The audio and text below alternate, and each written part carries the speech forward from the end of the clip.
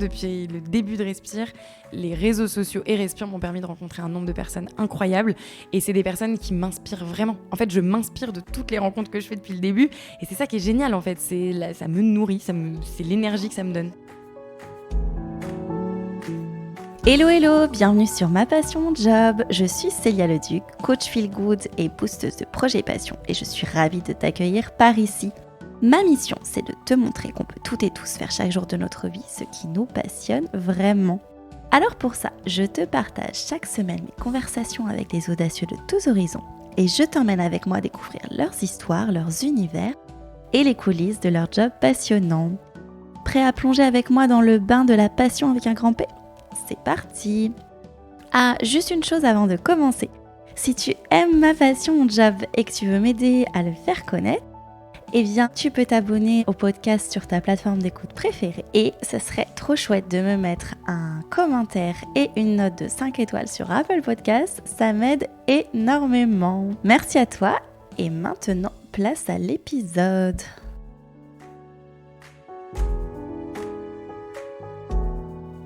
Justine Hutto, c'est cette bulle de peps et bonne humeur qui te redonne le sourire quand t'as un coup de mou.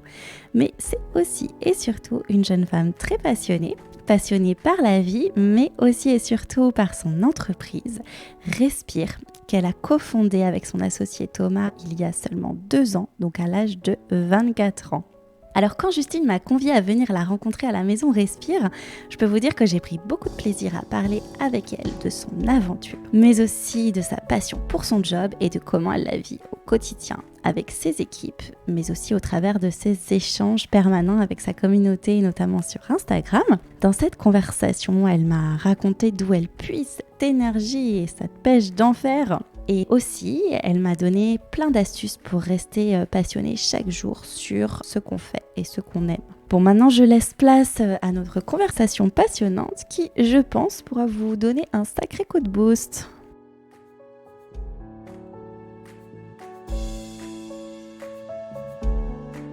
Hello Justine. Hello Célia. Bienvenue sur Ma Passion Mon Job. Merci de l'invitation. Et ben merci à toi de m'accueillir puisque tu m'accueilles aujourd'hui à la Maison Respire.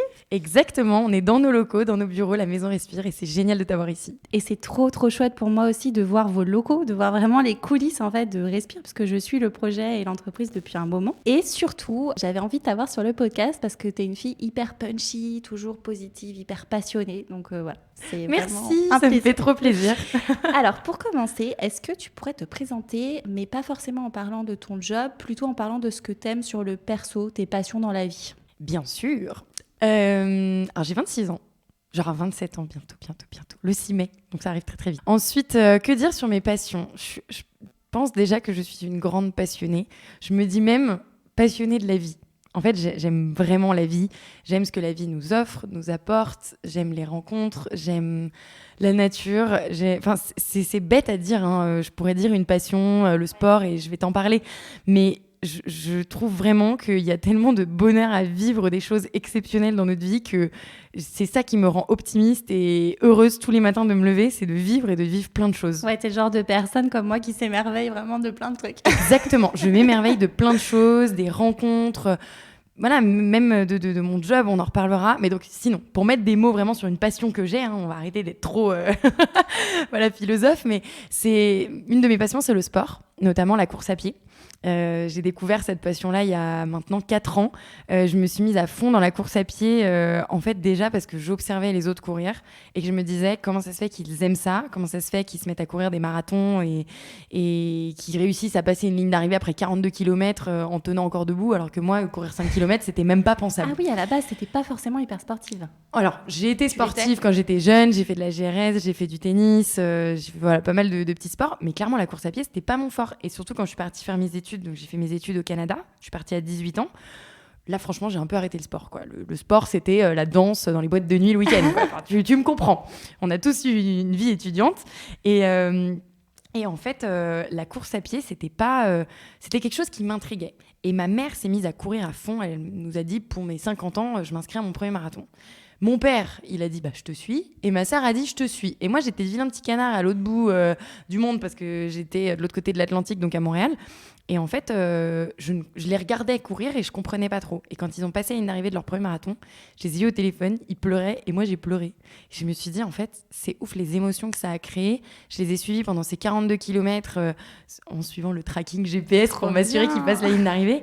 Et en fait, ça m'a rendue trop fière. Et je me suis dit, mais moi aussi, j'ai envie de connaître ça un jour. Et puis t'es très proche de ta famille en plus, je crois. Je suis très proche de mes parents, de ma sœur. On est une famille assez soudée. Et c'est vrai qu'ils me portent beaucoup. En fait, on se tire vers le haut mutuellement et c'est ça qui est génial. Et de les voir comme ça évoluer dans la course, tu t'es dit, tiens, c'est génial, quoi. Exactement. Et c'est ça qui m'a vraiment donné envie. Alors, franchement, je vais le dire, ça n'a pas été facile au début. Clairement, me mettre à courir mes premiers 5 km, puis mes premiers 10 km, puis mon premier semi-marathon. Franchement, c'était dur. J'ai passé ma première ligne d'arrivée. C'était galère, on va se le dire. Mais le jour où j'ai passé ma première ligne d'arrivée, que j'ai eu ma première médaille, j'ai été piquée. J'ai dit, c'est ouf, je veux revivre ces émotions. C'est ce qu'on appelle les endorphines. En fait, tu te sens sur un high, tu te sens sur un nuage. C'est pour ça qu'il y a autant de coureurs finalement qui veulent. Moi, j'ai une copine pareil. C'est les marathons, hop, le trail, je vais m'inscrire à tel marathon. Exactement. C'est un virus, quoi. Et en fait, ce virus-là, c'est que tu as toujours envie d'en avoir plus. Donc, le jour où j'ai couru mon premier semi-marathon, finalement, j'en ai couru plein d'autres derrière. Puis j'ai couru après mon premier marathon. Et après mon premier marathon, les 42 km, ça me suffisait plus. Donc, je suis allée faire un ultra trail dans le désert de 120 km en autosuffisance alimentaire, que j'ai fait 2 fois d'ailleurs. C'est incroyable. Et ce qui m'a juste empêché d'aller plus loin, c'est l'année Covid. Donc, on va bientôt reprendre. Hein. Et du coup, tu as commencé à partager sur Instagram ce que tu faisais finalement, tes performances. Exactement. J'ai commencé à partager, alors au début, ce qui n'était pas une passion, juste en disant, je me motive, j'ai envie de courir mon premier marathon avant la fin de l'année, donc il faut que je me motive à courir. Et je sais pas pourquoi je me disais, les réseaux sociaux, ça va m'apporter une certaine motivation. Et c'est vrai, quand je regardais, y a plein de gens sur Insta qui, dans leur nom de profil, ont le mot run. Alors moi, aujourd'hui, c'est Justine Hutto sur Insta, mais à l'époque, je m'appelais Justin Run. C'était mon petit jeu de mots. Énorme. Voilà. Et en fait, je suivais plein de gens, et il y a plein de gens aujourd'hui qui me suivent, qui ont cette petite particule run dans leur profil, dans leur pseudo. Et en fait, c'est que des gens qui sont passionnés de course, qui se motivent entre eux. Et c'est incroyable parce que ça me motivait. Le matin, je me réveillais, je voyais que des publications de gens qui s'étaient chauffés à aller courir. Et du coup, je me disais, moi aussi, tu te lèves de ton lit, tu sors de ton lit, tu mets tes baskets et tu pars courir. Ça, c'est le côté positif des réseaux sociaux, parce qu'on parle souvent du côté négatif. Alors, il y en a, mais il y a aussi des trucs géniaux, des personnes, des défis que tu peux te lancer, que tu ne te serais peut-être jamais lancé sans ça. Exactement. Découverte de défis, la motivation par les autres et des rencontres. En fait, il y a des personnes de cette communauté, finalement, de personnes que je suivais, qui, du coup, me suivaient mutuellement, avec qui on a appris à se connaître. Et c'est incroyable, c'est aujourd'hui des gens qui sont les premiers consommateurs de ma marque. On va en reparler, et qui sont les premiers contributeurs, qui utilisent toujours mes produits et qui étaient là day one quand j'ai couru mon premier semi-marathon. Donc c'est énorme. C'est génial, c'est vraiment génial. On va en reparler après un petit peu de ton parcours. Là, j'aimerais bien qu'on parle de ton job aujourd'hui chez Respire. Donc, tu es cofondatrice donc avec Thomas, que j'ai vu tout à l'heure dans l'entrée. Et en quoi ça consiste? C'est quoi finalement ton job? Alors, déjà, donc, je suis cofondatrice de Respire, qui est une marque de soins d'hygiène naturelle. Mon job, il est très large, parce qu'il y a énormément de choses à gérer. Je dirais qu'aujourd'hui, on pourra peut-être parler de comment c'était avant quand j'ai lancé Respire. Mais aujourd'hui, Respire va avoir 2 ans. On est 26 dans la team Respire. Donc, il y a quand même pas mal de personnes. Du coup, mon job s'est aussi pas mal transformé en manager, puisque je n'avais jamais été manager avant et qu'il a fallu que je découvre ça. Donc, je manage une team. C'est un peu notre famille de 26 personnes au quotidien. Incroyable. À 26 ans, tu manages 26 personnes. Voilà, une personne par année. Mais ouais, c'est ouf parce qu'on est passé de 2 à 26 en 2 ans. Donc, en fait, on a même pas vu la chose venir. Là, c'est vraiment le mot start-up, quoi. C'est start-up, la vraie start-up, quoi. La vraie start-up, là, clairement, je le sens bien. Mais ouais, donc 26, donc clairement, il y a du management que j'ai beaucoup. La stratégie, peut-être aussi. Ouais, alors, si je peux rentrer un peu plus en détail dans le management, ce qui est très drôle, et ce qui est génial, c'est qu'on soit 2 avec Thomas, parce qu'on est ultra complémentaires. Thomas, c'est un peu le bad cop et moi, je suis vraiment la good cop. Donc, j'ai le bon rôle. Clairement, Thomas, c'est plus celui qui va être la personne qui suit les performances, qui suit les KPIs, même si je les suis, les indicateurs de performance régulièrement. Mais c'est lui qui va clairement taper du poing sur la table si ça n'avance pas. Alors que moi, carré, quoi, très carré. Et c'est très bien. On a besoin de beaucoup d'exigences. Et moi, J'ai beaucoup ce côté-là, mais je suis aussi beaucoup dans l'écoute, dans l'accompagnement de l'équipe, L'intuition, la l'intuition, créativité exactement, aussi, leur transmettre l'ADN de la marque, voilà, et puis aussi, enfin voilà, créer cette ambiance un peu positive dans l'équipe. Alors, on a eu la chance d'avoir des personnes dans l'équipe aujourd'hui qui sont toutes ultra positives, optimistes quand elles arrivent au bureau le matin, mais c'est génial. Moi, je suis comme ça et j'ai besoin de travailler avec des gens qui sont ultra positifs, C'est ultra clair. optimistes. Il faut savoir recruter aussi les bonnes Ouais. personnes, du coup. Qui sont solaires, exactement, qui transmettent la bonne humeur, qui vont pas s'effondrer s'il y a un échec, on va rebondir, on va aller faire autre chose. Donc voilà, il y a donc le management, il y a forcément eu le recrutement, il y a eu et il y a toujours le recrutement de bonnes personnes. Okay. Donc ça, c'est un gros challenge. D'ailleurs, c'est un peu plus Thomas qui s'occupe de la partie recrutement, mais moi, j'interviens forcément dans le processus de recrutement à un moment, puisque on ne recrute pas quelqu'un chez Respire sans que j'ai pu la rencontrer. Trop cool, vous validez tous les deux. Ouais, on valide tous les deux chaque personne. Ensuite, il y a toujours énormément de communication. Je suis fan, clairement, de communication. Ça se voit, t'es vachement à l'aise, t'adores ça. J'adore ça, j'adore transmettre, j'adore partager. Alors, ce qui est marrant, on reparlera peut-être de mes études, mais moi, j'ai diplômé en finance à la base, à HEC Montréal. Et ensuite, je me suis rendu compte que la finance, c'était peut-être pas pour moi, et je suis partie en maîtrise spécialisée en marketing. Et dans cette maîtrise spécialisée, j'ai découvert les réseaux sociaux, les communautés digitales, via un cours que j'ai fait avec un prof génial. Et je me suis dit, c'est ouf quand même. Les communautés digitales, c'est tout un monde où en fait, ça permet de connecter des gens à travers le monde entier, qui ont les mêmes passions, les mêmes envies, et qui peuvent échanger ensemble, alors que, voilà... Et hyper puissant. Puis à l'époque, en plus, il n'y avait pas encore autant de choses. Exactement. Et donc ça, c'est vraiment ce qui m'a passionnée. Et quand on a lancé Respire avec Thomas, c'était aussi la complémentarité qu'on avait quand on n'était que deux. C'est que moi, j'étais assez experte, entre guillemets, en termes de marketing et communication notamment, et surtout communication sur les réseaux sociaux, et le fait de fédérer une communauté. Et lui était beaucoup plus la vision business, beaucoup plus tout ce qui est finance, tout ce qui est opérationnel, et donc on s'est énormément complété à ce moment-là. Hyper complémentaire. Voilà. Et en fait, la team marketing, la team com aujourd'hui, je suis clairement intimement liée, toujours au quotidien, dans toutes les missions, dans tout le projet. Ouais, ça te passionne vachement, cette partie-là. Ça me passionne, et en fait, aujourd'hui, vu que j'incarne la marque Respire et que je suis clairement la tête, ouais, finalement... t'es l'ambassadrice, en fait. Voilà, l'ambassadrice, finalement, de Respire. Ça serait complètement décorrélé que je sois plus dedans. Donc, c'est pour ça que j'interviens tout le temps. Alors, je dis les filles, il y a aussi des hommes dans l'équipe Respire, mais au pôle marketing com, il n'y a que des meufs. C'est souvent comme ça. C'est souvent comme ça. Mais donc, il n'y a que des filles. Et les filles, elles font les choses extrêmement bien. Mais donc, plein de fois, elles viennent me solliciter. Moi, je fais des vidéos avec elles. J'interviens sur plein de choses.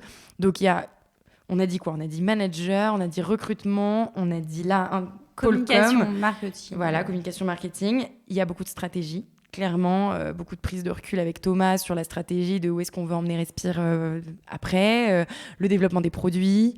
D'ailleurs, je suis beaucoup impliquée dans le développement des produits. Enfin, bref, donc la stratégie, où est-ce qu'on veut emmener Respire. Vous avez des investisseurs ou vous êtes encore... Alors, on a fait un tout petit peu de Love Money au tout début, mais en tant que fondateur, on détient encore 90% du capital. Donc, clairement, on est maître chez nous. Et en plus, on est rentable depuis day one. Donc, c'était l'objectif. Ouais. Et on arrive à le maintenir. Oh là là. Donc, voilà, beaucoup de stratégie. Et après, il y a beaucoup de représentation de la marque à l'extérieur, que ce soit pour faire des podcasts, que ce soit des interviews avec des journalistes, que ce soit des conférences, des événements, que ce soit des rencontres avec des athlètes, des entrepreneurs, des artistes, des personnalités. Enfin, franchement, depuis le début de Respire, les réseaux sociaux et Respire m'ont permis de rencontrer un nombre de personnes incroyables, et c'est des personnes qui m'inspirent vraiment. En fait, je m'inspire de toutes les rencontres que je fais depuis le début, et c'est ça qui est génial, en fait. Ça me nourrit, et puis c'est des gens que tu n'aurais jamais rencontrés sans une aventure comme ça, tu n'aurais peut-être jamais pu avoir accès. Certainement. Peut-être qu'on se serait jamais croisés, et aujourd'hui, c'est ouf. Trop cool. Donc en tout cas, les rencontres, c'est ce que je retiens, tout ce qui est communication, les rencontres, et puis être tout le temps avec des gens, parce que t'as l'air d'être quelqu'un quand même de très sociable. Ouais, je suis pas très solitaire, pour être honnête. Tu n'as pas l'air. Après, on va pas faire un test psy, mais tu n'as pas l'air. Ok, c'est génial. Et du coup, qu'est-ce qui te plaît le plus, s'il y avait un truc dans ton job qui te passionne, genre quand tu te lèves le matin, tu penses à ça? Ah, c'est pas facile ta question. Je dirais qu'il y a deux choses. Il y a deux choses vraiment, mais en fait qui sont complètement intimement liées. C'est mon équipe. Mon équipe, c'est vraiment l'humain. L'humain dans l'équipe, la relation que j'ai avec les gens qui font que Respire en est là aujourd'hui, qui emmènent Respire aussi loin. c'est vrai qu'aujourd'hui, mon équipe est vraiment la raison pour laquelle je me lève le matin et qui me drive au quotidien. Ok. C'est pas trop dur avec le télétravail parce qu'il y a quand même des gens de l'équipe qui sont en télétravail. Et Alors, comment tu fais pour gérer cette partie-là? C'est pas évident de pas du coup voir tous les gens quand on arrive. C'est pas évident, clairement. Nous, c'est un peu à la carte. Quand le gouvernement il dit on recommande le télétravail, nous on recommande le télétravail, mais ceux qui sont pas bien chez eux dans leur petit appart parisien, ils ont accès à la maison Respire sans problème. Aujourd'hui, tu as vu, on est 4. Il y a des fois, on est 10. Il y a des fois, je suis seule. On est vendredi aussi. Voilà, on est vendredi. Et encore 4 pour un vendredi, c'est pas mal. Ça arrive que je sois seule. Mais oui, quand tu fais tes stories, tu dis je suis seule aujourd'hui. Je suis seule, il n'y a personne avec moi. Trop triste. Mais ouais, ça n'a pas été facile. Après, on a la chance d'avoir les visios. Enfin, franchement, les visios, ça aide beaucoup. Alors, ce qui est dur avec les visios, c'est qu'on peut facilement rentrer dans le truc de je fais la réunion, on démarre, hop, tac, tac, tac, on parle direct de taf. Hop, on finit la réunion. Et en fait, on n'a jamais parlé de trucs perso, il n'y a jamais eu de blagues, tu vas pas pas prendre détendu. Ton café, tu vas pas avoir ce côté, on en parlait même pour les podcasts, que je préfère aussi en réel. Rien ne remplace le réel. T'apprends à te connaître, en fait. Pour moi, rien ne remplace le réel. Exactement. Mais moi, j'instaure quand même que quand on démarre les visios, on prend un peu de temps pour demander comment on va, pour papoter. Et ça fait du bien, en fait. Et moi, ça arrive souvent que je prenne mon téléphone et que j'appelle une personne de l'équipe comme ça, un peu à l'improviste, quand je suis en train de faire un trajet à pied, je suis en train de bouger un rendez-vous, un truc. En fait, je prends le temps pour appeler, pour papoter. Et en fait, on crée des relations. C'est incroyable. Et limite, quand je te dis l'humain, c'est vraiment ce qui me fait me lever le matin, c'est qu'on a une relation chez Respire qui est ultra professionnelle, mais à la fois ultra humaine, quoi. On est tous très, très proches. Ouais. En fait, tu peux être très pro, avoir tes objectifs et être carré, parce que c'est une entreprise, et en même temps, avoir ce côté hyper fun. C'est ça. En mode, vous êtes presque amis. Et la deuxième chose qui est aussi liée, quand je dis l'humain, c'est la communauté. C'est toutes les personnes pour qui on le fait, finalement, Respire, et qui font aussi que Respire en est là aujourd'hui. C'est donc 26 personnes chez Respire, mais plus de 500 000 personnes à travers les réseaux sociaux qui nous suivent, notamment des personnes de la communauté qui sont à la fois très proches de nous, donc certaines personnes qui viennent nous rencontrer à la maison Respire, quand elles viennent chercher des tests produits, qui testent nos produits. Donc ça, c'est les personnes de la ruche. Il y a une vraie proximité. Communauté de testeurs très proche, mais il y a à la fois toute la communauté qui nous suit depuis le début, nos consommateurs, nos clients. Et moi, des choses que j'adore faire, on l'a fait là début janvier quand je suis revenue au bureau, j'ai appelé quelques clients comme ça, tirés au hasard, aléatoirement, pour leur souhaiter la bonne année. Et en fait, c'était trop cool. Je les ai eu au téléphone, je leur ai souhaité la bonne année, je leur ai demandé ce qu'ils pensaient de Respire, ce qu'ils voulaient pour la suite. Et j'adore. Donc en fait, t'as eu l'idée comme ça, en fait, notre communauté, j'échange avec eux tous les jours, que ce soit sur Insta, sur LinkedIn, pas tous les jours, et j'ai des messages tous les jours.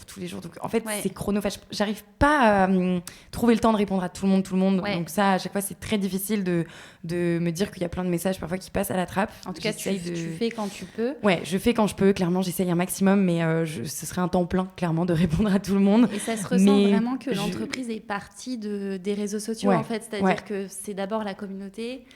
Et ensuite, Respire, en fait, a grandi en même temps que... Basé sur la communauté, qui a été notre force dès le départ, dès le crowdfunding, en fait, d'être les premiers contributeurs à précommander nos déodorants et donc à nous permettre de lever 250 000 € sur notre premier crowdfunding de départ, qui nous a permis de lancer la production. Gigantesque, pour un démarrage. C'est une des success stories de Ulule qui a été incroyable. Et ensuite, la communauté, c'est eux qui nous permettent, avec le bouche à oreille, de nous faire connaître. C'est incroyable à quel point ils sont fiers de parler de nous. Et tu vois, quand on a lancé Respire, je me disais, un de mes challenges, moi qui suis à fond sur Insta, c'est de créer le déodorant Instagrammable. Puis tout le monde me regardait en mode, non mais allez, qu'est-ce que tu vas faire, un déodorant Instagrammable? Mais attends, mais personne n'a envie de prendre son déo en photo et de le mettre sur les réseaux. Et clairement, mission accomplie, parce que quand on a livré les 21 000 déodorants du crowdfunding en mai 2019, j'ai vu tellement de photos passer, mais je suis sûre, il y avait des milliers de photos de déo sur les réseaux. Donc en fait, tout est possible, on peut rendre un déodorant Instagrammable. Tout est possible. Et franchement, là, je me disais, en fait, notre communauté, à la place de juste poster une photo de déodorant, ils postent une photo du déodorant Respire pour montrer qu'ils prônent les valeurs, qui sont en accord avec les valeurs de la marque, et pas juste montrer j'utilise ce déodorant. Et donc ça a été ça ma plus grande fierté, c'est de me dire nous on essaye de faire les choses bien, de faire du made in France, d'être naturel, d'être clean, d'être vegan, d'être transparent, d'être hyper proche de notre communauté. Et notre communauté, ils le ressentent, et c'est ça en fait qu'ils partagent sur les réseaux. Et là, j'en vois juste à côté, voilà. tous les déodorants, et pas que des déodorants maintenant, parce que vous avez toute une famille de produits. Maintenant, c'est vraiment, on a une famille dans l'équipe, on a une famille de produits. C'est une vraie famille. Et franchement, ils sont tous très instagrammables. Produits. Donc très instagrammables. C'est très gentil. On essaye, on essaye de les rendre instagrammables. Donc voilà, il y a beaucoup de choses qui me font me lever le matin, mais clairement, l'équipe et la communauté, c'est les deux choses qui me drive. Génial. Et les côtés un peu plus compliqués du job qui plaisent un peu moins, on va dire. Alors, il y en a aussi. Il y en a aussi, mais franchement, c'est plus dur de trouver une réponse précise parce que c'est pas non plus des choses qui se passent tous les jours. Ouais. Donc, il y a... Et puis, tu as une équipe, donc tu n'es pas obligé de tout faire toi-même. Exactement. Je dirais déjà qu'il y a... en termes de stratégie, c'est pas la chose... Je vais pas dire que c'est ce que j'aime le moins, c'est plutôt, je vais dire, c'est quelque chose qui est très difficile. C'est hyper challengeant, c'est hyper excitant en fait de faire de la stratégie, mais tu es toujours en train de te dire, est-ce que c'est la bonne ? Est-ce que je suis pas en train de me planter ? Est-ce que je suis pas en train de me planter ? Donc réussir à prendre la bonne décision, tout simplement. Et c'est ça qui est cool, c'est que vous êtes deux aussi. C'est ça. Enfin, après, il y a aussi les équipes, mais je veux Exactement. dire, c'est que tu n'es pas seule, c'est-à-dire tu as un peu ce côté pour prendre une décision où vous pouvez échanger, quoi. Exactement, je me suis jamais sentie seule là-dedans, et en fait, finalement, prendre une décision, c'est renoncer à une autre. Donc, avec Thomas, on a vraiment cette complémentarité où on est capable d'échanger. C'est très rare qu'on soit en désaccord total. Et quand on est en désaccord total, en fait, chacun en argumente et puis on verra, advienne que pourra. Mais on trouve toujours et on est de toute façon hyper honnêtes l'un envers l'autre. Donc la partie décision stratégique est un petit peu plus, on va dire, complexe, quoi. Un peu complexe. C'est la chose complexe parce que clairement, moi, j'apprends sur le terrain. C'est de l'intuition aussi, beaucoup, cette stratégie, puisque je sors pas d'une grande boîte avant. Je sors d'une grande école, mais en école, on n'apprend pas tout. Et puis, tu as 26 ans, quoi. Et puis, c'est comme si tu avais fait, je sais pas, 5 boîtes avant. Ouais. Mais je suis très, très bien entourée. Que ce soit l'équipe, mais que ce soit aussi mes mentors, toutes les personnes que je peux appeler pour avoir des conseils, des aides. Et ça, c'est génial. Et ça, ces mentors, tu les as rencontrés C'est des entrepreneurs que j'ai... Je te dis entrepreneurs, mais il y a même des athlètes dans le lot. C'est des personnes qui ont de l'expérience et qui m'inspirent énormément et qui sont drivées aussi par l'aventure Respire et que tu as rencontré via Respire. Que j'ai rencontré via Respire. Au début de Respire, j'ai vraiment pas hésité à écrire à beaucoup de personnes pour les rencontrer. Et finalement, y a des personnes avec qui on crée plus de liens, avec qui on se sent plus proche et qui nous disent... Si un jour t'as quoi que ce soit, tu m'appelles. Et en fait, quand on te dit ça, faut le prendre au mot. Et faut se dire, si j'ai quelque chose, j'hésiterai pas. Puis en plus, s'ils te le disent, c'est que ils le pensent. Et ça, c'est un conseil qu'on peut donner aussi aux personnes qui nous écoutent. Et au début, de pas hésiter à contacter. Bon, il y aura peut-être des réponses négatives ou pas de réponse. Ou pas de réponse. Mais parfois, il peut y avoir une réponse. C'est ça. Et parfois, il faut aussi provoquer les rencontres. Moi, j'ai énormément de personnes qui m'écrivent sur les réseaux tout le temps pour me rencontrer, pour avoir des conseils. Et j'adorerais être là pour tout le monde. Et je pense qu'un jour, si j'ai une deuxième vie, il faudrait avoir des doubles journées. Exactement. Mais si un jour j'ai une deuxième vie, ce sera peut-être ça ma vie, d'accompagner les gens, de les aider. Et du coup, il faut sélectionner. Mais tu peux pas rencontrer. Du coup, en fait, c'est juste très difficile. Mais par contre, provoquer les rencontres, c'est aussi dès qu'on organise des événements Respire. Alors là, avec le Covid, un peu moins. Mais quand on en faisait, il y avait des personnes qui venaient à ces événements et qui me rencontraient à ce moment-là. Et du coup, on prenait le temps de parler. Et donc, moi, il y a aussi des personnes que j'ai rencontrées parce que j'ai vu telle personne, j'ai vraiment envie de la rencontrer. Elle est sur cet événement. Ok, il faut absolument que j'y aille. Et voilà, c'est provoquer sa chance, provoquer ses opportunités. Oser en fait, oser. Et pas se mettre de barrière, dire cette personne elle est connue, elle va pas me répondre. Exactement. Donc de toute façon on est tous pareils.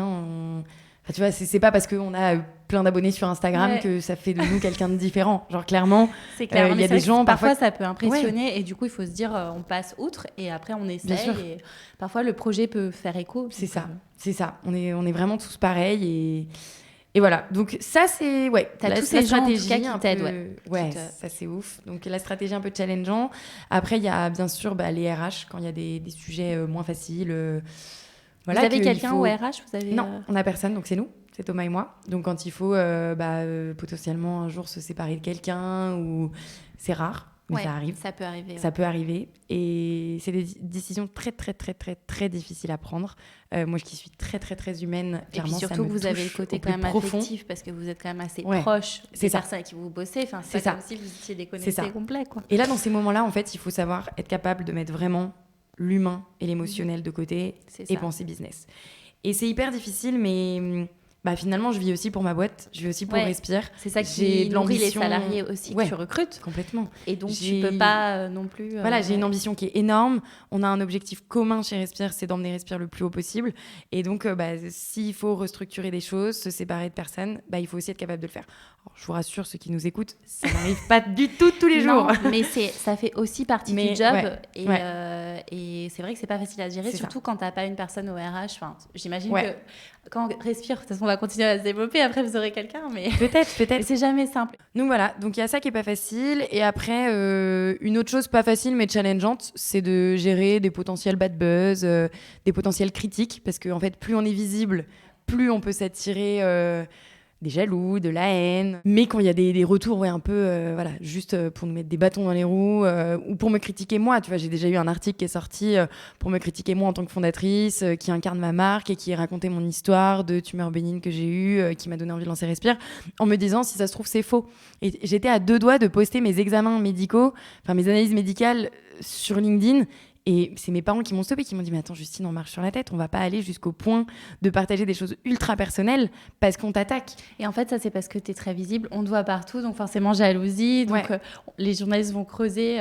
Exactement. Donc finalement, c'est quelque chose de challengeant à gérer, mais voilà, ça fait partie du job. Clairement, le job, tu vois, depuis quelques semaines, je sais pas, j'arrête pas de reparler de mon métier, parce qu'en même temps, je suis en train d'écrire un livre, donc je parle beaucoup de mon métier. Et j'arrête pas de dire, il y a des hauts, des bas, il y a des choses bien, des choses plus difficiles, mais c'est le métier que j'ai choisi, c'est le plus beau métier du monde. C'est ce que je pense. Et une anecdote, peut-être une galère au début ou plus tard qui vous est arrivée, mais je sais pas, un moment. J'en ai une belle. J'en ai une très très belle. Après, promis, on parle de trucs. Attends, alors tu sais quoi, j'en ai une vraie anecdote pas facile et j'en ai une très drôle. Je vais te raconter la très drôle d'abord, qui m'a marquée pour toujours. En fait, quand on a lancé Respire, donc officiellement en mai 2019, on a lancé nos déos. 1 mois après, on lançait notre crème solaire, naturelle et minérale. Et on n'était que 4 dans l'équipe. Et du coup, je bossais avec Camille en direct, qui était notre Espocom, et qui faisait tout. Clairement, elle faisait la communication, les réseaux sociaux, le CRM, la newsletter, le site. Elle faisait tout. C'était incroyable. Et la veille, on était vraiment en galère, tu vois. On préparait last minute nos trucs. Alors que maintenant, on anticipe, 3 semaines avant, tout est prêt. Enfin, attends, j'espère. Mais là, donc, la veille, à 20h, en train d'organiser l'email qu'elle allait envoyer le lendemain à 9h. Et là, elle fait une fausse manip. Et elle shoot le mail à 20 000 personnes. Le mail pas terminé, avec des photos de crème solaire, du texte qui veut rien dire, pas corrigé et tout. Et là, t'as la fonction et là, elle se retourne. Annuler le mail. Il y a une fonction. Non, qui ne marchait pas. Qui ne marchait pas. Donc là, elle se retourne, elle me dit, Justine, j'ai fait une bourde. Quoi ? Elle me dit, j'ai envoyé le mail. Et là, je ne savais pas quoi faire. Là, tu vois, tu te dis, ça m'est jamais arrivé de ma vie, je fais quoi ? Et elle a eu une lumière à ce moment-là, Camille. Elle me dit, attends, je renvoie un mail. Et juste derrière, elle a re-shooté un mail pour dire... Coucou la communauté, ici Camille, celle qui shoot les mails plus vite que son ombre. Je suis vraiment désolée, maintenant vous êtes dans la confidentialité. Vous savez que demain, 9h, notre crème solaire sortira. Je vous attends au rendez-vous. Chut, ne dites pas à Thomas et Justine que j'ai fait cette boulette. Génial. Et elle recevait plein de mails en retour de gens qui disaient « Mais c'est génial, on sera là demain, au rendez-vous, au taquet, allez Camille et tout. » Et c'est aussi ça l'entrepreneuriat, c'est d'être capable de... Mais ouais. Quel que soit ce qui t'arrive... Incroyable. Et le lendemain, à 9h, et il y avait plein de gens qui étaient connectés pour commander la crème solaire parce qu'ils avaient été dans la confidentialité du truc la veille. Et ça a été génial. Et c'est vraiment, tu vois, moi, j'ai une phrase que je dis souvent, que je répète souvent à la team, c'est pas de problème que des solutions. Bah ouais, il y a pas de problème, il y a que des solutions en fait. Quand tu as un problème, tu vas trouver. Il y en aura toujours, il y en aura tout le temps. Mais justement, c'est l'occasion de réfléchir et de trouver. C'est ça. Et moi, j'aime pas quand dans l'équipe, il y a quelqu'un qui vient avec un problème, qui m'expose un problème et qui n'a pas essayé de réfléchir aux solutions. Je vais pas trouver toutes les solutions à chaque problème de l'équipe. Donc, c'est pour ça que, en soi, c'est l'esprit entrepreneurial d'être capable de résoudre des problèmes comme ça, de prendre son téléphone, d'aller appeler les gens pour trouver des idées, j'en sais rien, pour trouver le moyen de résoudre un problème. Et donc ça, c'est une anecdote assez drôle quand même, c'est énorme. Je garderai à vie parce que c'est là, vraiment action-réaction. On parle beaucoup de partager les coulisses, mais alors là, c'est là, c'est plus vrai que nature. Ça a été du action-réaction. Et une deuxième anecdote, beaucoup moins fun. C'est toujours ce mois-là, le lancement de la crème solaire. Donc, on lance la crème solaire ce jour-là, le lendemain où Camille a fait la boulette. Pauvre Camille, si elle m'écoute. Oh, ça va. Non, elle s'est bien récupérée. Elle s'est bien rattrapée. Et donc, on lance la crème solaire. Et là, on vend plus de 3000 crèmes solaires en 48 heures. Enfin, un truc incroyable. Et on avait un logisticien partenaire qui nous suivait, qui avait déjà envoyé tous les déos et donc qui faisait notre logistique. Et 2-3 semaines après, je commence à recevoir plein de messages sur les réseaux sociaux, plein de mails incendiants, me disant qu'ils n'ont pas reçu la crème solaire, qu'ils l'ont payée il y a 3 semaines et qu'ils n'ont toujours rien, qu'ils n'ont même pas eu mail de confirmation et tout. Et moi, je ne savais pas que le partenaire logistique n'avait pas envoyé les colis. Et donc là, en fait, ils avaient envoyé quelques colis, mais il y en avait plein. Ils en avaient envoyé genre 10%, même pas. Et donc, il y en avait plein qui restaient à la trappe, qui passaient à la trappe. Et en fait, là, ça a été trop dur parce que tu te dis, la logistique, ça peut tuer une marque. Bah oui, on est une jeune marque, on vient de se lancer. Bah oui. On est en train seulement de créer une relation de confiance. La confiance, ça se gagne. Notre communauté commence seulement à nous faire confiance. Et là, hop, on lance un deuxième produit. Ils l'achètent. En plus, c'est un produit qui est autour de 20 €. C'est une crème solaire. C'est pas un tout petit produit. Et les personnes, c'était au plein mois de juin. Donc, les gens allaient partir en vacances début juillet. Et fin juin, ils avaient toujours rien. Et donc là, ça a été hyper dur. Il a fallu rebondir. Il a fallu prendre la parole. Il a fallu s'excuser auprès de tout le monde. Surtout, c'était vraiment une erreur du logisticien. Erreur du logisticien. Donc là, anecdote, franchement, qui a fait mal parce qu'il a fallu changer de logisticien. Donc, on l'a fait en plein mois d'août, en plein 15 août, tu te dis, il y a un peu moins de commandes. On a fait un gros déménagement de logisticien. Il était en région parisienne. On passe maintenant par un logisticien qui est dans le sud de la France. Qui derrière, il faut rattraper auprès des clients. Rattraper auprès des consommateurs à ce moment-là. Enfin, ça a été vraiment, un moment assez difficile à gérer en tant que founders pour se dire, OK, il faut sauver la marque là. Donc, voilà. Bon, comme quoi, l'entrepreneuriat, t'es passionné par ça, mais ça n'empêche que tu as des ascenseurs émotionnels. C'est ça, faut prendre ce métier avec les aléas aussi qu'il y a dedans. Après, t'es quelqu'un qui aime l'adrénaline, enfin, ça, c'est tout ouais. Ça va. Si tu fais du sport aussi, t'as ce côté un peu... Ouais, alors j'aime pas les gros challenges comme ceux-là qui nous mettent dans des situations difficiles, mais par contre, comme je suis très optimiste, tu vois, je te disais, je suis une passionnée de la vie et tout, et en fait, l'optimisme, j'essaye de l'avoir à toute épreuve, quoi. Il se passe un truc comme ça, c'est clairement t'as envie de t'écrouler, tu sais pas trop comment faire, on en a eu d'autres des comme ça, et en fait faut rester optimiste et se dire qu'on va trouver la solution et qu'on va réussir à arranger les choses. Par contre, une chose qu'il faut garder en tête, c'est que si ça concerne clairement nos consommateurs, il faut toujours être ultra transparent. Ultra transparent, prendre la parole, les tenir informés. Voilà, la crème solaire, elle a du retard, elle va arriver à tel moment. Pas promettre des choses si elle va pas arriver. En fait, finalement, c'est l'honnêteté vis-à-vis de ta communauté. Exactement, l'honnêteté. Ils ont juste besoin d'être au courant. Tout n'a pas à être parfait, mais en fait, les gens ne veulent pas se faire prendre pour... Quelqu'un qui est au courant que son colis va arriver avec une semaine de retard, ça l'emmerde, mais voilà, il sait. Alors que si il attend 4 jours de plus et qu'il l'a toujours pas, il va se dire, mais attends, j'ai pas été informé, je comprends rien, mon colis a été perdu. C'est toujours ça, c'est question de transparence. Et pour revenir un petit peu à ton enfance, est-ce que c'est quelque chose, l'entrepreneuriat ou dès l'adolescence, où te disait, est-ce que ça matchait bien avec ton état d'esprit ou pas trop ? Alors, je viens d'une famille d'entrepreneurs, donc déjà, ça aide. Clairement, j'ai été baignée dedans sans trop m'en rendre compte. Je t'avoue, je me suis jamais dit, il y a que des entrepreneurs dans ma famille. Mais aujourd'hui, avec du recul, je m'en rends compte. Mon père est entrepreneur. Il fait de l'aménagement de véhicules utilitaires, donc rien à voir avec la cosmétique. Il est donc fondateur de sa boîte avec sa sœur, donc c'est vraiment une histoire de famille. Ma grand-mère est entrepreneur aussi. Donc ma grand-mère paternelle, ma grand-mère maternelle, qui avait ouvert un magasin de vente de vêtements de seconde main dans les années 90. Même les grand-mères. Non mais tu vois, c'est ouf. Mon grand-père qui avait une usine de textile en Belgique. Ma grande cousine qui a monté une entreprise pareille dans l'industrie. C'est vraiment, il y a des entrepreneurs de partout dans ma famille. Donc, j'ai un peu été baignée dedans.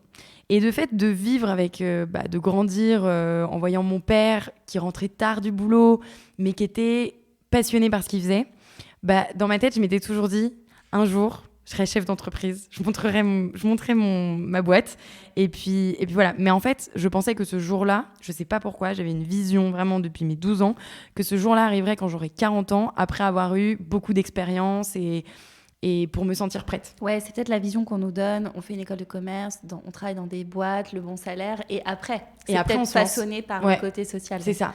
Et en fait, je vois mon père, il a été chef d'entreprise à 28 ans, quoi. Donc, même 26 ans, c'est pareil. Et donc, pour rapidement réexpliquer, donc toi, tu fais des études donc, à HEC Montréal, plutôt d'abord en finance. Ensuite, donc, tu as vraiment le déclic pour le marketing et puis le running avec les réseaux sociaux. Ouais. Donc, tu crées ta communauté et après, tu te dis à un moment donné, tiens, j'ai envie de créer Respire et tu rencontres Thomas, c'est ça ? Ouais, alors Il y a eu des trucs entre. Voilà, je te fais un peu... Alors, je vais pas te faire la version longue, mais je vais te faire la version un peu... Voilà, comment ça s'est passé. Donc, je diplôme d'HEC Montréal. Enfin, d'ailleurs, j'étais pas totalement diplômée quand j'ai rencontré Thomas. Et en fait, j'étais à ce moment charnière de ma vie où tu te dis, j'ai fini mes études, je suis passionnée de sport, je suis passionnée de plein de choses. Qu'est-ce que je vais faire? Je suis passionnée de marketing, de com. Donc, j'avais un peu un rêve au fond de moi. C'était... Paris 2024 venait de passer pour les JO. Et je me disais, je rêve de bosser pour les JO. Et je regardais tous les jours, s'il y avait des offres de postes qui sortaient. Et non, donc je savais pas. Et finalement, je rencontre le fondateur des Étoiles du Sport, qui est un réseau d'athlètes olympiques, qui est incroyable, Sébastien. Et lui me propose un poste. Waouh. Et en fait, il me propose un poste, mais je lui dis, je suis pas encore diplômée, donc on attend que je termine mes études. J'étais en pleine finition de mon mémoire. Et bien sûr, avec grand plaisir, je te recontacte et on en parle. Et donc, j'avais ça au coin de ma tête. Et en fait, à ce moment-là, je rencontre Thomas, qui diplôme, donc il y a 1 an de plus que moi, qui diplôme d'HEC Paris Entrepreneur, qui avait diplômé 1 an avant, qui avait lancé une première boîte dans la tech, dans les cinémas, rien à voir avec les cosmétiques. Ils étaient 4. Thomas, il a beaucoup appris, mais ça ne l'éclatait pas. Donc, en fait, il est parti de l'aventure. Il cherchait autre chose. Et il cherchait autre chose et il n'avait qu'une envie, c'était de se relancer. Thomas, c'est un vrai créateur, c'est un vrai visionnaire. Enfin, on s'adore, vraiment, on s'admire beaucoup. Il y a eu vraiment un truc. Et je le rencontre par ami d'amis. Et là, gros coup de cœur professionnel. Genre vraiment, on se met à parler, lui de son aventure entrepreneuriale, moi de ma passion pour les communautés digitales, pour le sport. Et on se rend compte que ça match, qu'on s'entend trop, trop bien. Et en fait, on continue la discussion. Et lui, comme il voulait se relancer, il se disait pourquoi pas se lancer avec quelqu'un. Et on commence à parler de se lancer ensemble. Et moi, je me disais pourquoi pas, mais je savais pas trop. Et en fait, c'est là que dans ma course folle à la médaille, je faisais plein de sports, plein de courses à pied, surtout plein de courses. Et en fait, on m'a détecté une tumeur bénigne à la poitrine. Donc en fait, j'ai une boule dans la poitrine que j'ai toujours, puisque j'ai jamais fait enlever, parce que maintenant c'est bénin, donc j'ai pas besoin de la faire enlever. Elle est juste sous l'aisselle droite. Et en fait, la brassière serrait dessus et ça me faisait mal. Et c'est comme ça que je m'en suis rendu compte. Je touche, je vois que j'ai une boule. T'as découvert assez vite que c'était bénin ou Ouais, mais ça a pris un peu de temps, quand même quelques examens.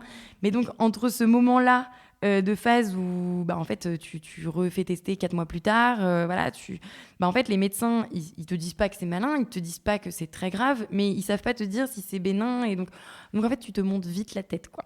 Et c'est à ce moment-là, en fait, où je parlais avec Thomas et je lui ai fait part de ma prise de conscience, de ça, du fait de vouloir avoir une hygiène de vie encore plus faire beaucoup plus attention, en fait, que ce soit sur mon alimentation, que ce soit... Alors, bien sûr, je suis pas quelqu'un qui mange des graines, qui est végétarienne. Ouais, t'es plutôt bonne vivante. Je suis une bonne vivante, j'adore la fête, mais ça n'empêche pas que du coup, il y a plein de choses dans ma vie que j'ai essayé de changer, pour que j'ai remis en question.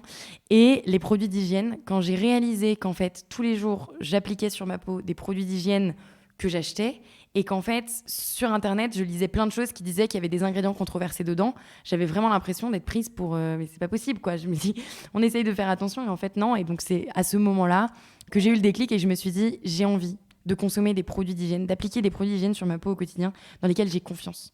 Dans lesquels j'ai confiance et je sais que ça va pas être nocif pour ma santé. Donc, il y a plein de produits sur le marché qui sont déjà top, qui ont des super formules.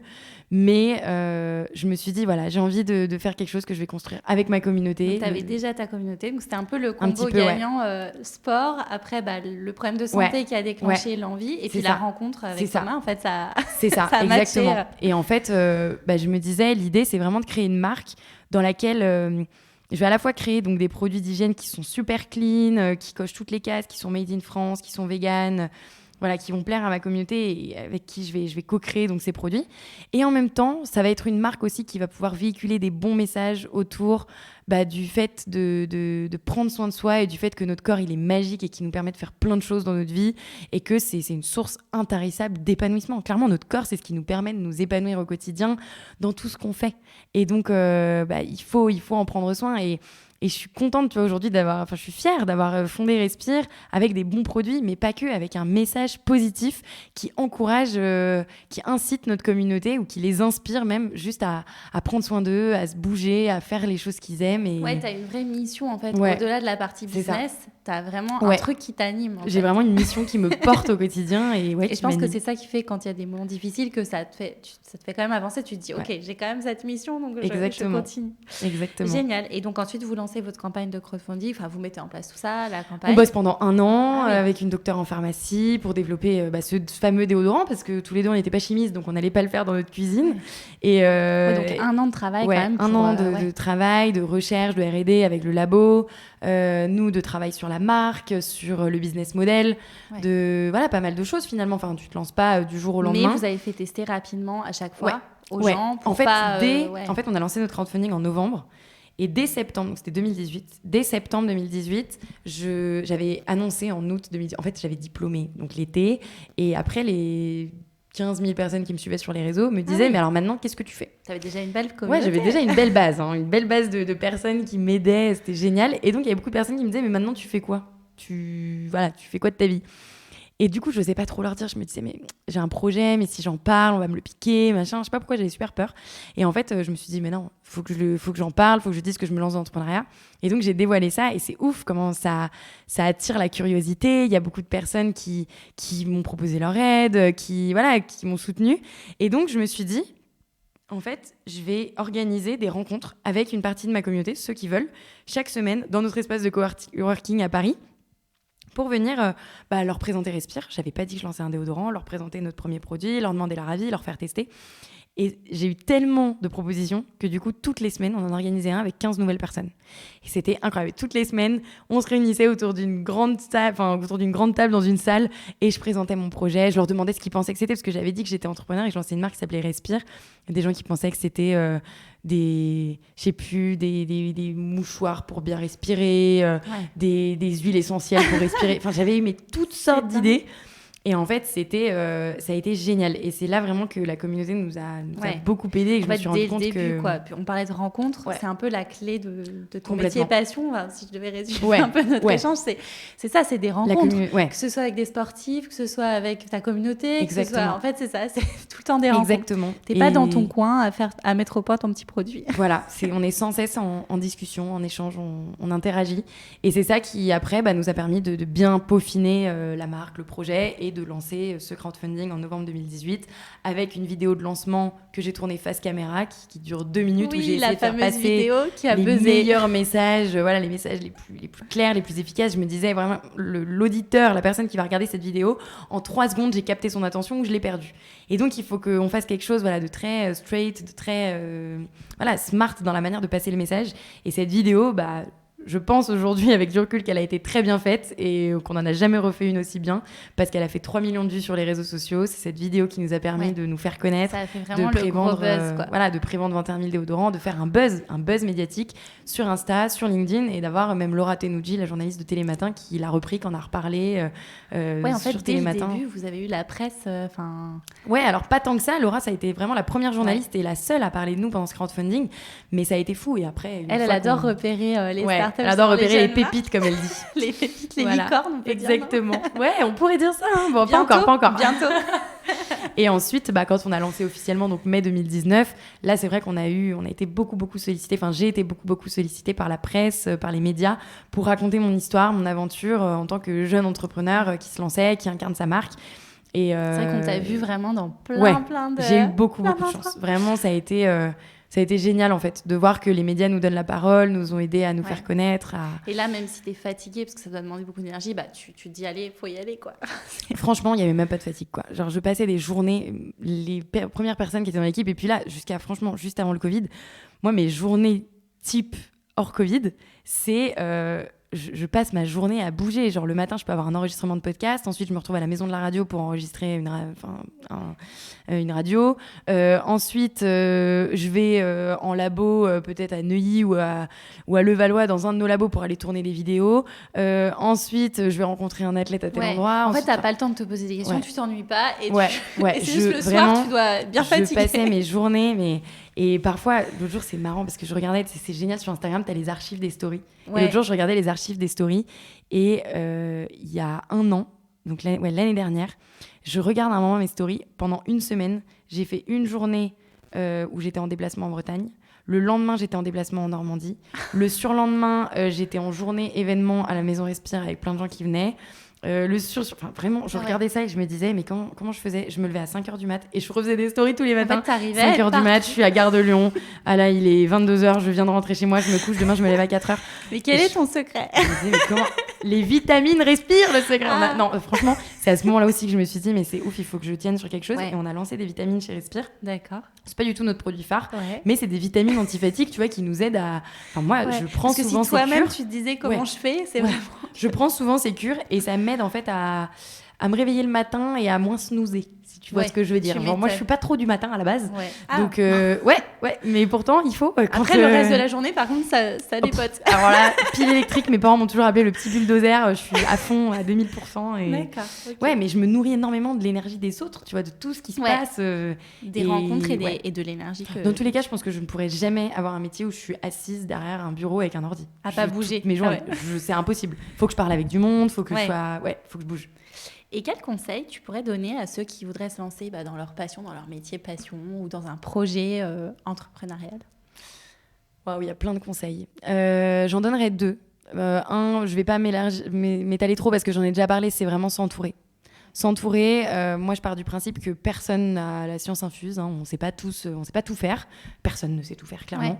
Donc voilà, pas hésiter à s'entourer, aller chercher des conseils et de personnes positives du coup. Ouais, de personnes positives, mais vraiment aller chercher ces personnes, quoi. aller taper à la porte des personnes qui peuvent vous aider et donc bien s'entourer. Et le deuxième conseil, c'est un conseil que je me suis beaucoup répété au début et que je répète aussi pas mal à mon équipe. C'est une phrase, c'est le mieux est l'ennemi du bien. C'est en fait, ça ne sert à rien d'aller chercher la perfection sans cesse. La perfection n'existe pas. Genre vraiment, j'en suis convaincue. C'est une vraie conviction. Et en fait, un exemple, quand on a lancé Respire, quand on a décidé de lancer un déodorant et qu'on a travaillé des formules avec le labo, à quel moment tu te dis, c'est bon, c'est la bonne formule, on la lance ? En fait, tu peux sans cesse essayer de chercher la perfection et te dire je ne m'arrêterai jamais. En fait, ouais. Tu peux toujours améliorer quelque chose. Mais à un moment, heureusement, j'ai eu ce labo aussi, et Véronique, la docteure en pharmacie en face de moi, qui m'a dit bon là, Justine, c'est terminé. Okay. Alors là, on a travaillé 42 formules. Ouais. Franchement, les dernières, elles sont trop bien. On les a fait tester à tout le monde, nous, dans notre équipe. Elles marchent super bien. Donc après, exigence de qualité, essayez de faire le mieux, mais à un moment donné, s'arrêter, quoi. C'est ça. Soyez exigeants, mais dites-vous que vous ferez évoluer votre produit, votre service, quoi que vous ayez envie de lancer, vous le ferez évoluer après. Et en fait, c'est ça. Nous, notre déo, tu vois, depuis, on a déjà eu une nouvelle formule. Là, on va lancer un nouveau déodorant. Et en fait, ça ne nous a pas empêché de nous lancer, d'avoir des retours, d'avoir 80% de notre communauté qui est ultra satisfaite du déodorant. Et puis 20% qui nous dit, bah moi, mince, je suis obligée d'en remettre une deuxième fois dans la journée. Et en fait, c'est pas grave. Faut prendre la chose. Et on peut pas plaire à tout le monde complètement, de toute façon. Voilà. Donc ça, c'est un bon conseil à retenir. Ça sert à rien de chercher sans cesse la perfection. À un moment, il faut aussi être capable de s'arrêter. Génial. On va maintenant passer à la dernière partie de ce podcast, qui est le Passion Quiz. Allez! Es-tu prête ? C'est le Passion Quiz. Alors, Justine, tu es plutôt thé ou café ? Thé, je bois pas du tout de café. En fait, j'en buvais au début de Respire. Tu n'en as pas besoin. Ouais, j'en ai même pas besoin. Je pense que je suis une pile comme ça. Mais je buvais du café au début de Respire et je me rendais compte que je me prenais 3-4 cafés par jour. En fait, je dormais super mal le soir. J'avais des palpitations et tout. Et du coup, j'ai complètement arrêté le café. Donc, je bois du thé, mais surtout de l'eau. En fait, je bois de l'eau toute la journée. Je m'hydrate. Ok. Et je n'ai même pas besoin de caféine. Bon. Moi, je pensais que tu allais me répondre. Je prends 7 cafés entre chaque. Eh ben non. Et Thomas non plus. Donc, c'est marrant. On est tous les deux nos cafés, quoi. Je note. Et comment tu commences tes journées ? C'est quoi la première chose que tu fais en te levant le matin ? Alors, je sais que t'es pas trop du matin. Mais mais non, je suis pas du matin, mais je me lève quand même. Hein, t'inquiète pas, à 7h, le réveil sonne. Oui, mais tu bondis peut-être pas de... je snooze. J'ai appris le snooze. Voilà, je snooze 10 minutes. Ça va, je suis pas la pire. Ça va. Franchement, je pense que c'est un truc nul. La première chose que je fais, c'est que je prends mon téléphone et je regarde mes messages, je regarde vite fait mes mails et je regarde mon agenda de la journée pour me mettre dans le mood. Okay. Non, mais en vrai, j'aime bien. Je regarde mon agenda de la journée comme ça, je me projette. Parfois, je le regarde la veille aussi avant d'aller me coucher. Tu te mets dans l'ambiance de ce que tu vas faire. Je me mets dans l'ambiance, je sais. Et après, par contre, je vais me doucher. Et là, franchement, la douche, et c'est marrant parce qu'en plus, chez Respire, on a lancé des produits de la douche, quoi, le shampoing solide, le gel douche. c'est vraiment un moment pour moi. Tu vois, dans la douche, je kiffe. Parfois, je mets ma musique et je kiffe ma douche, quoi. Ouais, c'est vraiment le moment du matin. Ouais, Quoi. c'est le moment qui va me réveiller. Mais jamais je sors de chez moi, à part si c'est pour aller courir. Je vais pas me doucher avant d'aller courir le matin. Mais soit je vais courir. En fait, ça m'arrive de me lever d'aller courir. Mais en ce moment, j'y arrive moins. Donc, c'est pour ça que je te parle pas de course. Mais avant, ça m'arrivait beaucoup plus d'aller courir le matin. J'allais Maintenant, te demander si tu avais une petite morning routine. Bah non, j'ai pas de morning. Bah si, ma morning routine, c'est mon temps d'hygiène, enfin mon temps de soin pour et moi. Et le sport, pas toujours. T'as pas toujours le temps, du coup. Bah sport, alors avant, je le faisais beaucoup le matin. Donc c'était quasiment une fois tous les 2 jours. Et ça me faisait beaucoup de bien. Et maintenant, tu vois, il arrive des fois où on a un peu plus la flemme. Et donc, je suis rentrée dans cette phase. Mais je suis convaincue que ça va changer. Dès qu'on aura à nouveau des objectifs de course, bah maintenant, j'y vais le midi. Et en fait, j'adore parce que maintenant qu'on a une maison respire avec une douche, ah, la classe. c'est quand même un kiff de pouvoir aller courir le midi. Et vous pouvez courir ensemble en plus. Ouais, du coup, il y a des personnes de la team qui viennent et ça, c'est génial. C'est génial.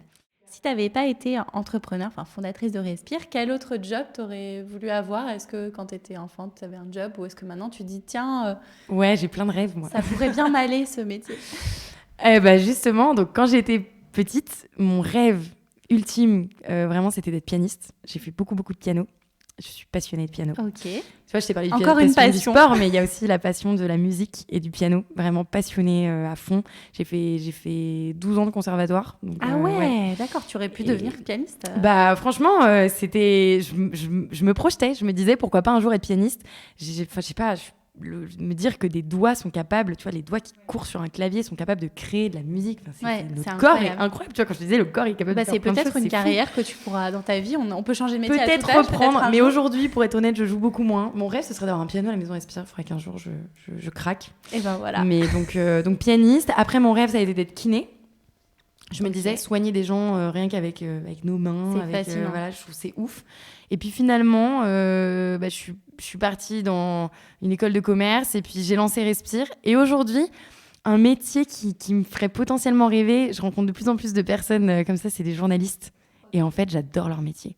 Je trouve ça ouf parce que c'est mettre en lumière des personnes, des actualités, des choses qui se passent, des projets et trouver les bonnes questions, les bons moyens de les mettre en avant. Toi qui aimes les rencontres en plus. Moi qui aime les rencontres, le partage, bah clairement, si j'ai une deuxième vie, je pense que mon rêve, ce serait d'être journaliste.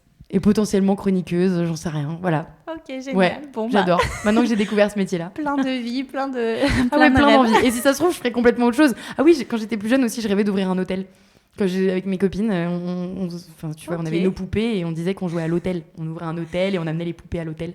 Peut-être un jour, si je peux ouvrir un hôtel. Comme dans la vie, on peut faire plein de choses. Voilà. Franchement, on n'a qu'une vie, mais dans notre vie, il y en a plein. On peut tester plein de choses. Exactement. Ah, ça, j'aime bien. Et un podcast, un épisode de podcast qui t'a marqué ?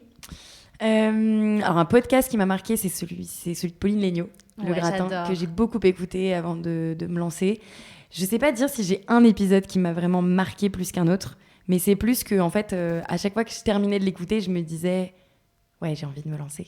Ah, c'est génial. Et donc, tu vois, là, ton podcast, c'est pareil. Ma passion, mon job, ça donne de la force, en fait. Ça donne de l'énergie et ça donne confiance. Tu te dis, en fait, les autres l'ont fait. Oui, bien sûr, ils ont eu des doutes, parce qu'on en a tous. Clairement, il ne faut pas croire qu'on se réveille un matin et qu'on se dit, oh, j'ai hyper confiance en moi, je me lance. Non, on a toujours plein de doutes. Mais ça booste. C'est vrai que j'adore écouter son podcast aussi. Et c'est vrai que tu as toujours des choses à retenir. Et tu te dis finalement, en fait, la personne, elle a aussi galéré à des moments. Pourquoi pas moi ? Bah ouais, exactement. Mais en tout cas, moi, j'adore les podcasts. C'est ce qui m'a donné envie d'en créer un, c'est que j'en écoutais plein. J'adore.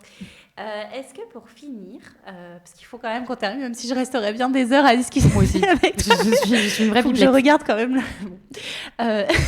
Est-ce qu'on peut finir avec une phrase, une citation qui t'inspire, je sais pas, que tu voudrais partager sur le podcast ? J'en ai dit déjà tout à l'heure, tu vois, pas de problème que des solutions. Oui. Mais non, je vais dire une qui... C'est marrant parce que c'était mon pseudo MSN quand j'étais petite. Tu te souviens d'MSN ? Ah oui, j'ai connu moi aussi. Et c'était mon pseudo MSN parce que j'avais cette phrase qui était accrochée dans ma chambre et que j'ai toujours retenue. C'est « Fais de ta vie un rêve et d'un rêve une réalité » de Saint-Exupéry. Et en fait, c'est vrai. Faut rêver et il faut ensuite réaliser ses rêves. C'est vrai, et tout est possible, comme on le disait. Tout est possible, rien n'est impossible. Faut pas se mettre de limites. La plupart du temps, on se met nous-mêmes nos propres limites. Faut casser ses barrières mentales, casser ses limites. Ouais, c'est nos propres limites en fait qu'il faut dépasser. Génial. Et ben merci beaucoup Justine merci pour cette conversation. C'était trop chouette. On aurait pu continuer des heures, mais on va s'arrêter. On va s'arrêter. Il faut bien qu'on s'arrête. Il est vendredi soir. C'est clair. Faut aller vivre sa vie. Faut aller passer le week-end. Voilà, même s'il n'y a pas grand-chose à faire. C'est clair. Merci Célia. Et puis à très bientôt. À bientôt. Un grand merci pour votre écoute. J'espère que cette exploration vous a plu. Si vous avez écouté cette conversation jusqu'ici, eh bien je pense que oui. Alors le meilleur moyen de me le dire et de m'aider à faire connaître le podcast, eh bien c'est de me laisser un petit mot doux en commentaire avec une note de 5 étoiles sur Apple Podcast ou sur iTunes. Ça vous prend 1 minute et vraiment ça m'aide énormément. De mon côté, sachez que j'ai pris beaucoup de plaisir à vous faire découvrir cet univers et ce job passionnant. Si vous avez quelque chose à me suggérer, un commentaire ou quoi que ce soit d'autre, eh bien vous me contactez par mail à mapassionmonjob@gmail.com. Et pour ne rien louper de mes aventures d'exploratrice et retrouver toutes les coulisses du podcast, eh bien ça se passe sur le compte Instagram et Facebook de Ma Passion Mon Job. Je vous dis à très bientôt pour une nouvelle exploration.